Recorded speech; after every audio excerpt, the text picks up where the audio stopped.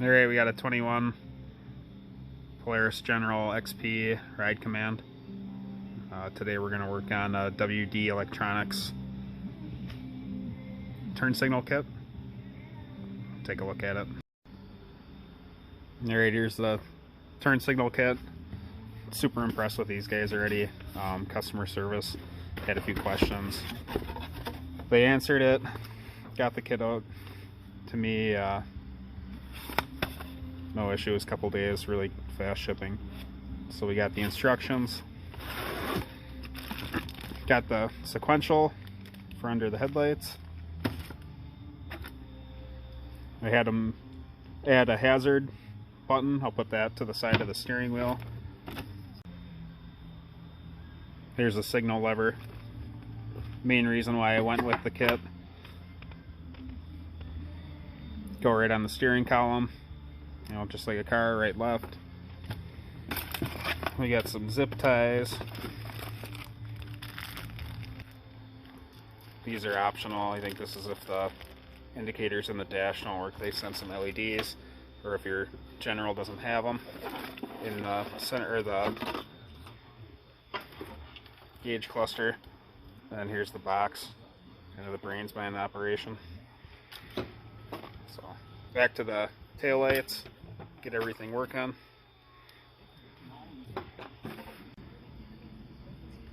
It's an overview of the whole kit. Everything's really nicely packaged. I mean, they took time to kind of tie up all the wires. Fits nicely in the box. So we'll start poking away. First step is to get the dash out. All these plastic push pins here. There's a handful of them right along this ridge all the way up. I like using this little handy clip pliers that I got off of Amazon. Pull the retainer, kind of work underneath it, pull out the pin. So I'll get the dash out.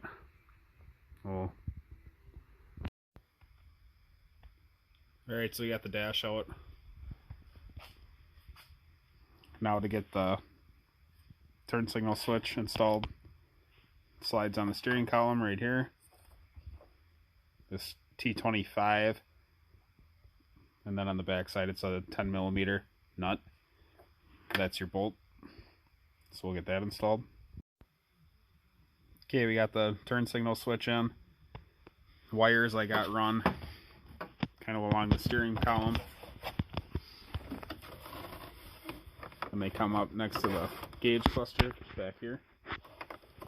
Now because I got the optional hazard switch, those wires hit the hazard switch first and then go to your control module. So I'm going to go ahead and pop a hole, I think right next to the turn signal switch is going to be the best spot. So I'll get that measured out, cut a hole for the switch, and get that installed. Alright, so I got the switch kind of traced out. I just took a dial caliper and took a width and a height on the switch, transferred it over to a piece of paper, kind of got it where it looked good and square. And then I'm going to use a oscillating tool. Highly recommended when you're cutting on the dash on these things.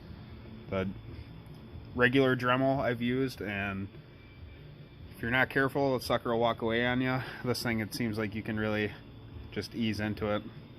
So we'll get the hole cut, we'll get the switch in. Okay, I got the switch in. I got the wires kind of tucked in under the dash here.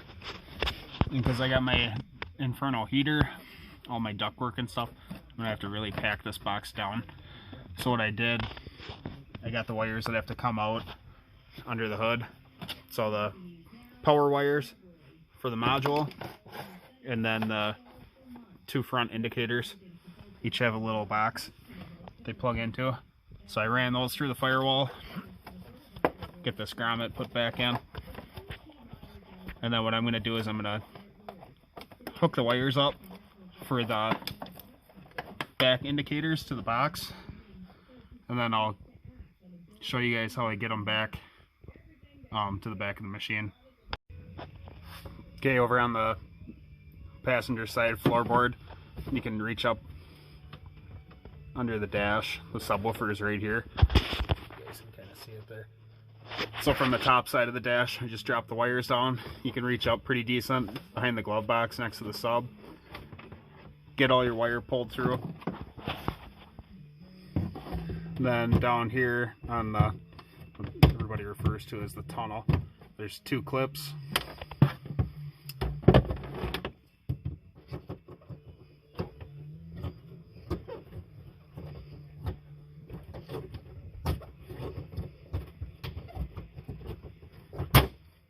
Pull those 2 clips out of there.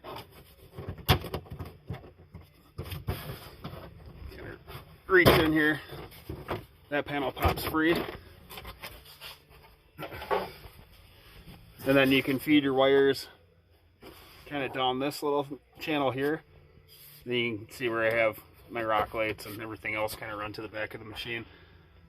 So I'll push a fish tape from here going back towards the motor. And the past couple of times it's kind of followed the air intake for me, and it shoots up back by the engine. So I'll get that ran and meet you back there. Okay, now we're back by the engine on the driver's side here. And there's the adapter that puts the wires from the module into the factory harness. So I got the factory harness opened up already. So it's just plug and play.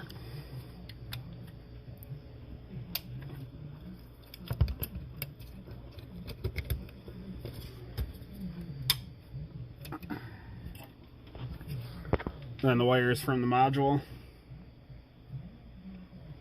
plug in here. Okay, now we're on the front headlight.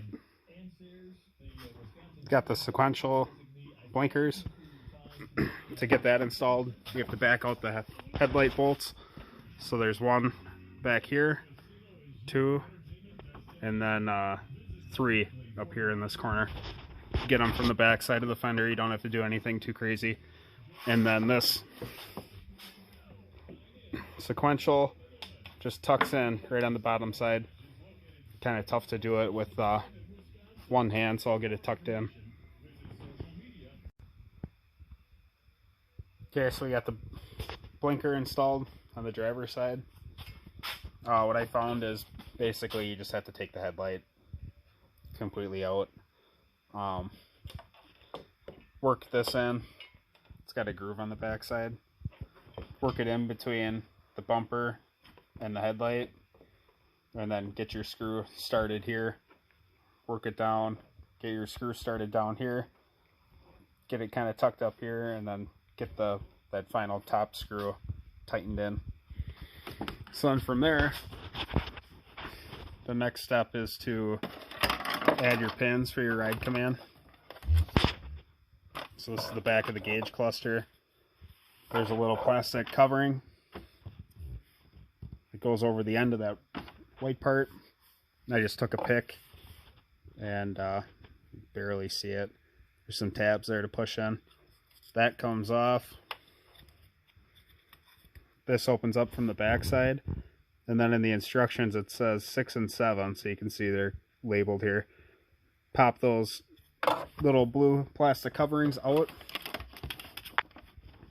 and then insert your pins for the last wiring harness that gets plugged in. And then obviously this gets plugged into the module. So we'll get that plugged away and see if it works.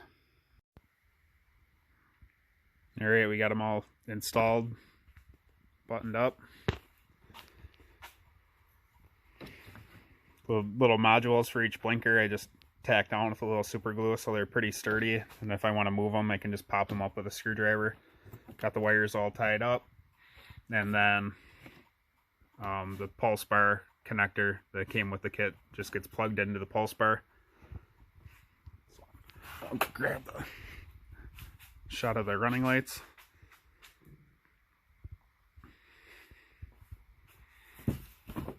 So all in all, pretty easy little kit to throw in.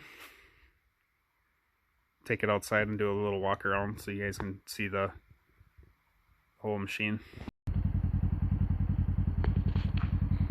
And there's the finished product.